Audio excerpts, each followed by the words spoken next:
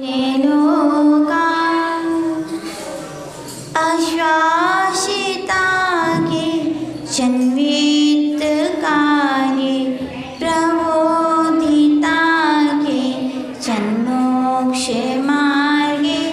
तमादिनाथं प्रणमामि नित्यं तमादिनाथं प्रणमामि नित्यं।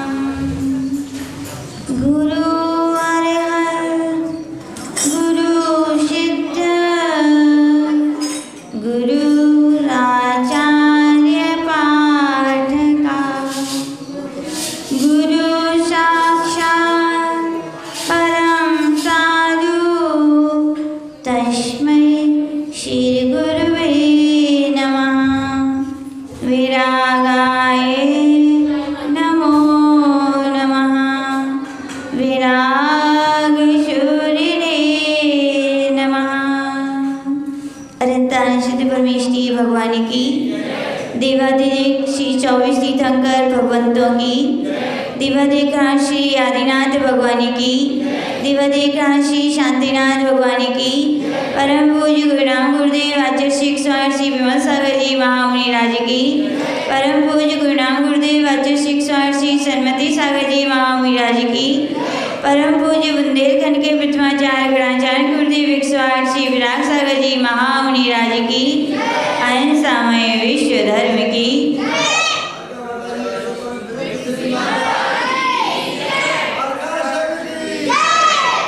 यहाँ पर हम सभी 24 तीर्थंकर भगवंतों की स्तुति सीखने का प्रयास कर रहे हैं।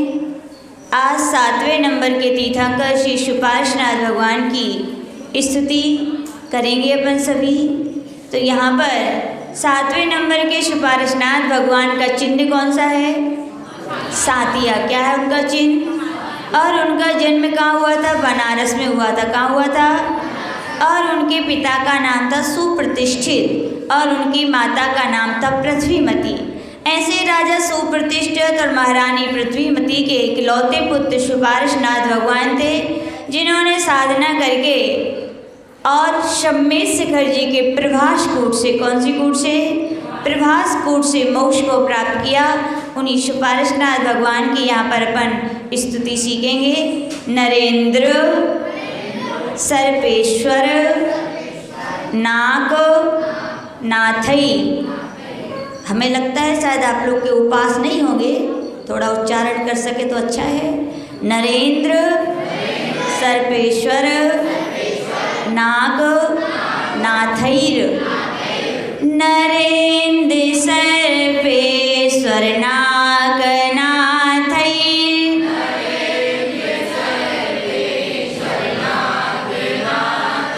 वाणी भवन्ति जगृहे स्वचित्ते। वाणी भवन्ति जगृहे स्वचित्ते।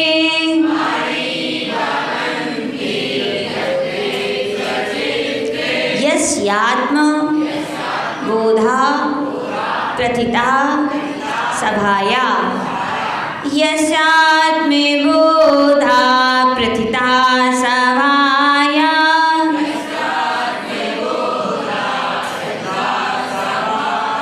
महं सुपार्श्वं ननु तं नमामि। महं सुपार्श्वं ननु तं नमामि।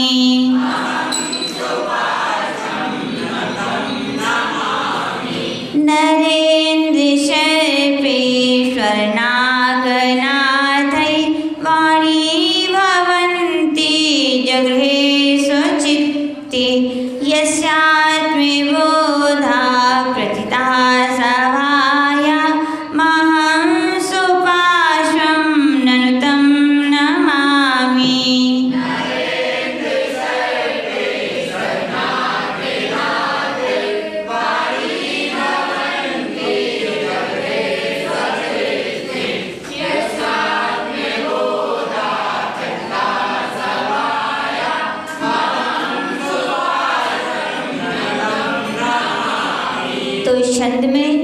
सुपार्श्वनाथ भगवान के गुणों की स्तुति की गई है और उस समय की स्तुति की गई है जब सुपार्श्वनाथ भगवान ने मुनि दीक्षा ली और अखंड साधना करने के बाद केवल ज्ञान की उनके लिए प्राप्ति हुई।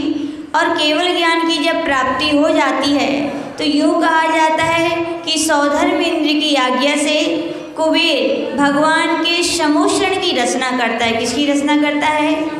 जैसे अपने यहाँ पर धर्म सभा होती है वैसे ही तीर्थंकर भगवंतों की सभा को क्या बोलते हैं? समोशरण कहते हैं। और समोशरण में कितनी सभाएं होती हैं? 12 होती हैं। कौन कौन सी होती है, याद है किसी को?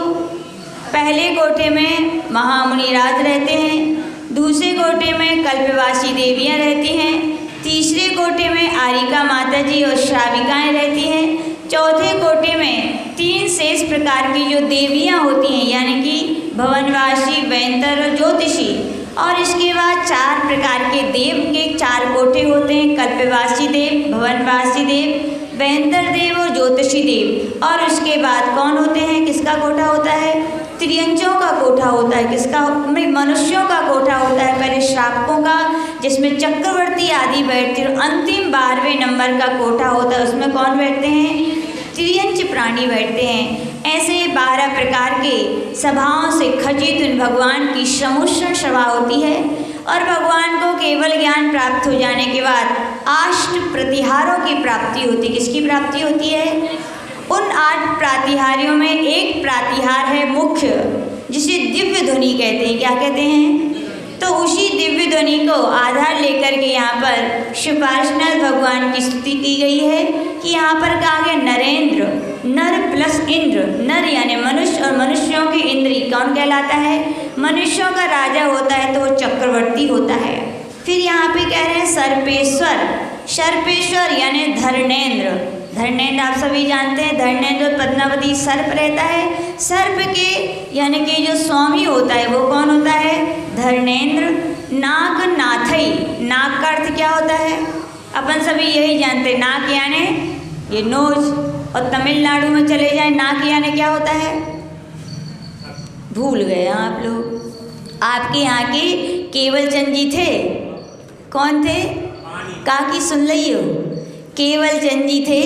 जब आचार्य का चतुर्मास 2006 में तमिलनाडु में चल रहा था तो वे दर्शन करने गए थे। और जब वे दर्शन करने गए तो बुंदेलखंड के और वो लोग तमिल के, तो उन्होंने कहा अपनी भाषा में कि भैया भोजन का टाइम हो गया है, आप अपनी नाक धो आओ। क्या धो आओ?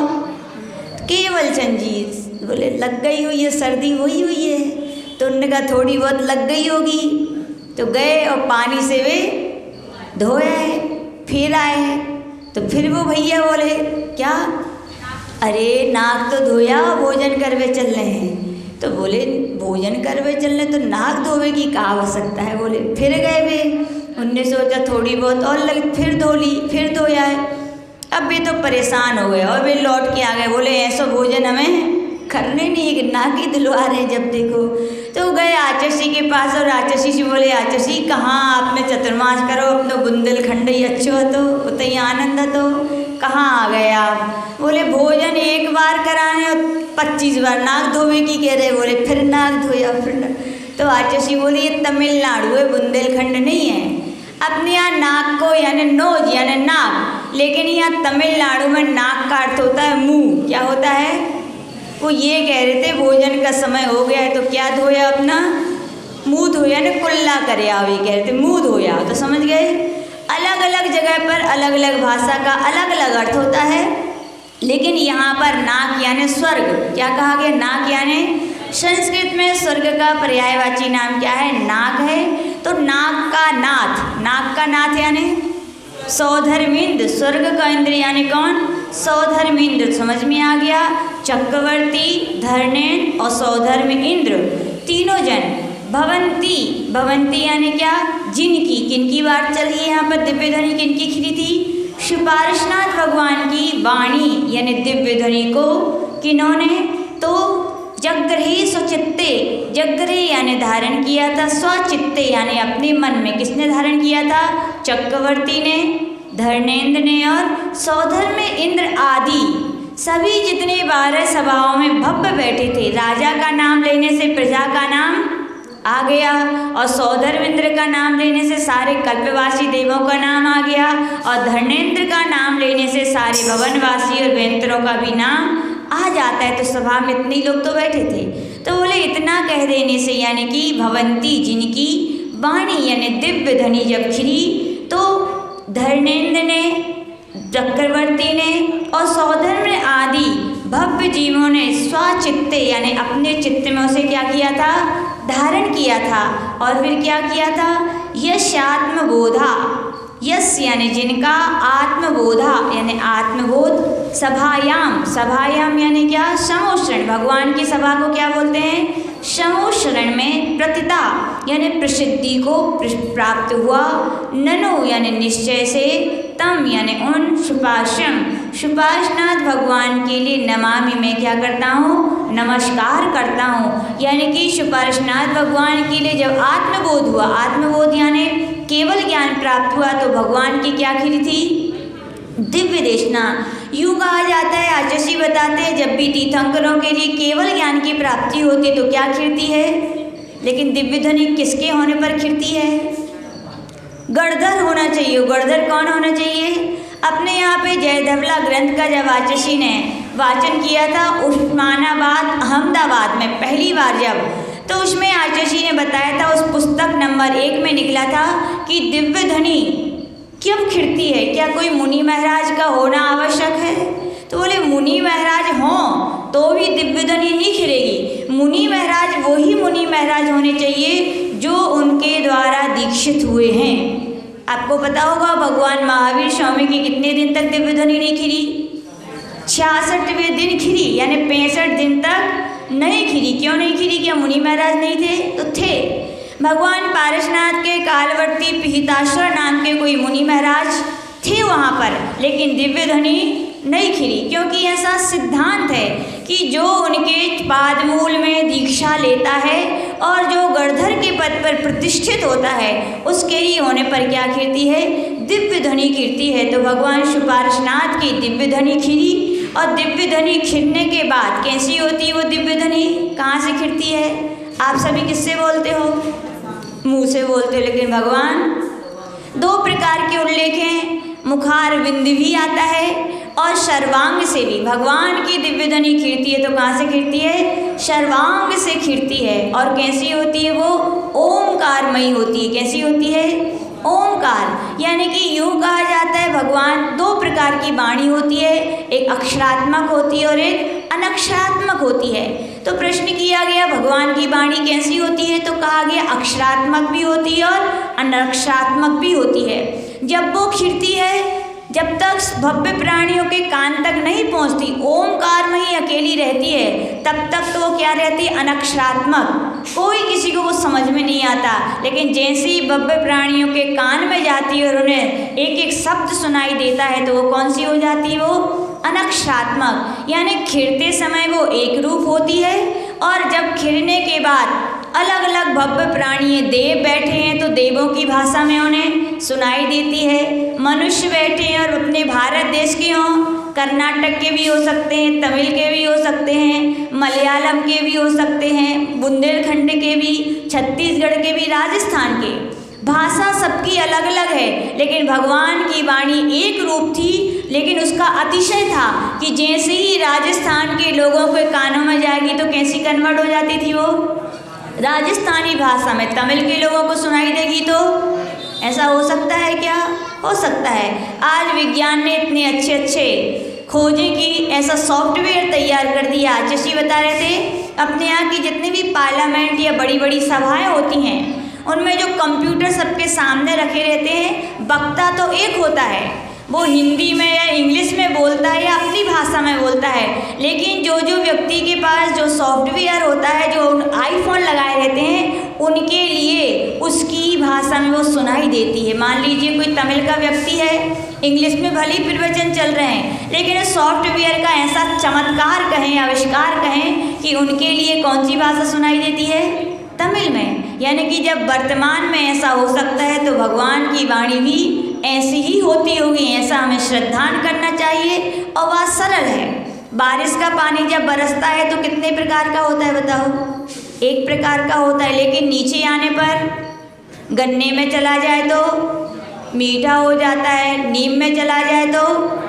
सीप में चला जाए तो, नाली में चला जाए तो, गंदा पवित्र चीज़ों में चला जाए पवित्र। ऐसी कहा गया भगवान जिनेंद्र की वाणी एक रूप थी, लेकिन भव्य आत्माओं के पुण्य से उनके लिए वो क्या अनेक रूप में क्या हो जाती है, परिवर्तित हो जाती है। भगवान की वाणी अक्षरात्मक भी है और अनक्षरात्मक भी है। और क्या, जैसे आपके यहाँ प्रवचन के लिए निवेदन करना पड़ता है ना, क्या ऐसा भगवान के निवेदन करना पड़ता है? नहीं करना पड़ता। वहाँ पर तो कहा गया बिना इच्छा के ही भव्य आत्माओं के पुण्य से, किसके पुण्य से? भव्य आत्माओं का पुण्य होता है, भगवान का क्या हो जाता है, दिव्य ध्वनि खिल जाती। उनकी उसमें कोई इच्छा नहीं होती कि मैं ऐसा बोलूँ कि ऐसा ना बोलूँ, इनके लिए ये समझाऊँ, कुछ नहीं।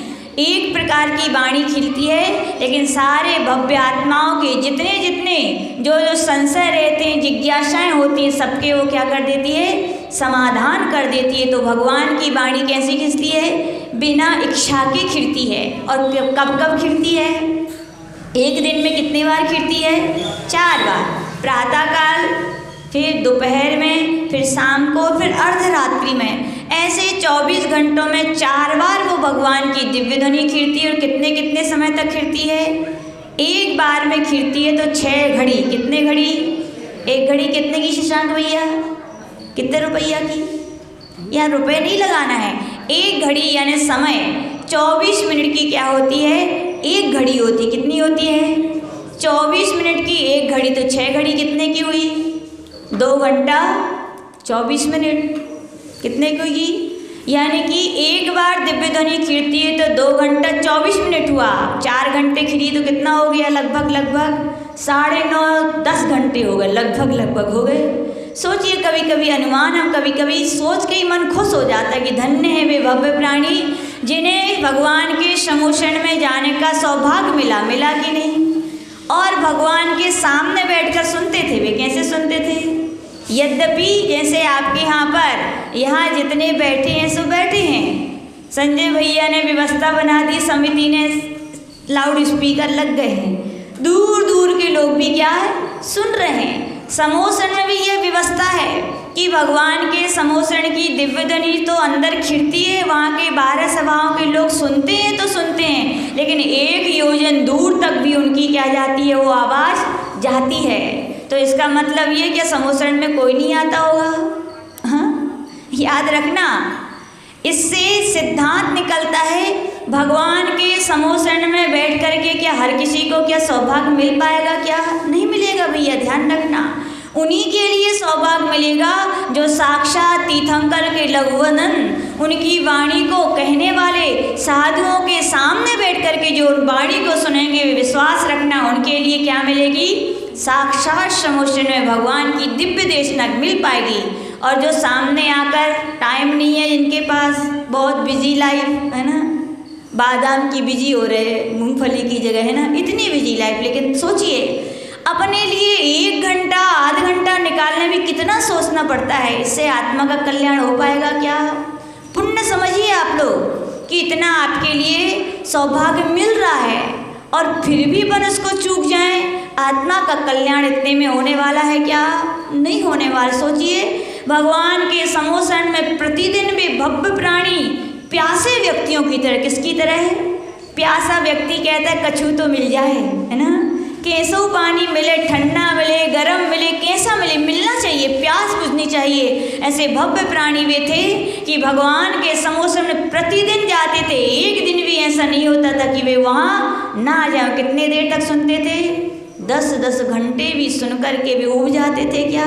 नहीं, वे तो प्यासे के प्यासे बने रहते थे। जब जब भगवान की दिव्य देशना खिलती थी और वे 10-10 घंटे तक भी परेशानी होती है क्या सुनने से? याद रखना, धर्म कथाएं सुनने में दिक्कत या आने में उनको दिक्कत होती है जिनका भविष्य उज्ज्वल नहीं होता, जिनका आत्म कल्याण की भावना भी अंदर नहीं आई हैं, जिनके अंदर भी सम्यक दर्शन नहीं आया है। ऐसे हम तो यही कहेंगे बड़े अपुण्यशाली वे जीव हैं कि जो इतने अच्छे अवसर को पाकर के भी क्या हैं, चूक जाते हैं।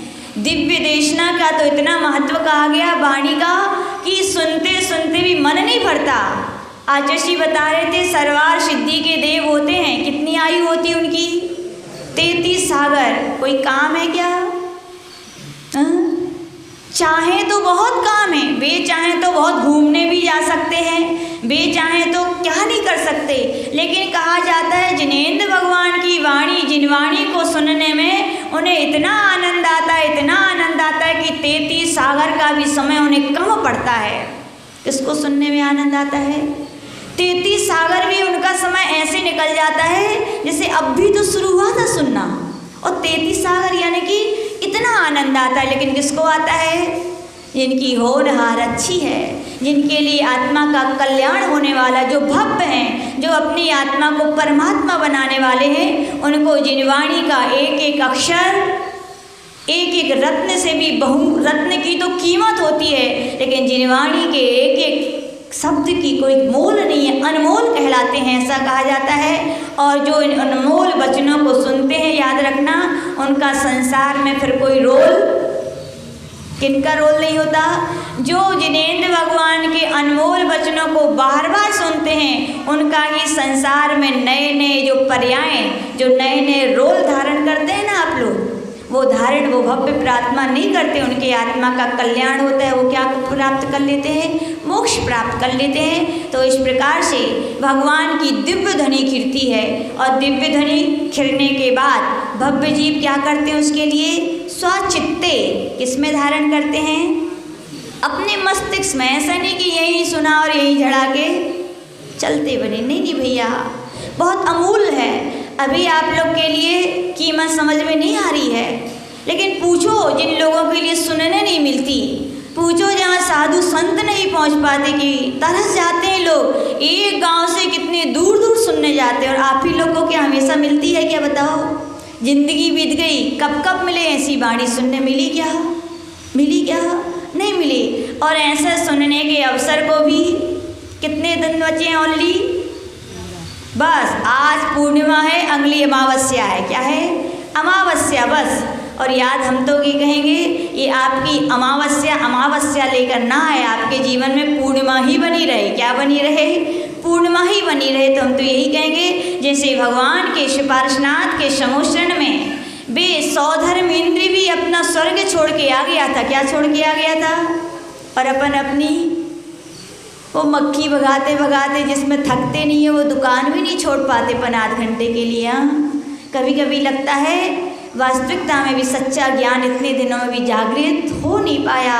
जिन्हें भगवान के वाणी की कीमत अपने हृदय में आ नहीं पाई, कभी कभी लगता है। तो आचार्य भगवान कह रहे हैं कि समोसरण में नरेंद्र भी, चक्रवर्ती भी अपने 6 खंड की संपदा को छोड़ करके कहाँ आता था?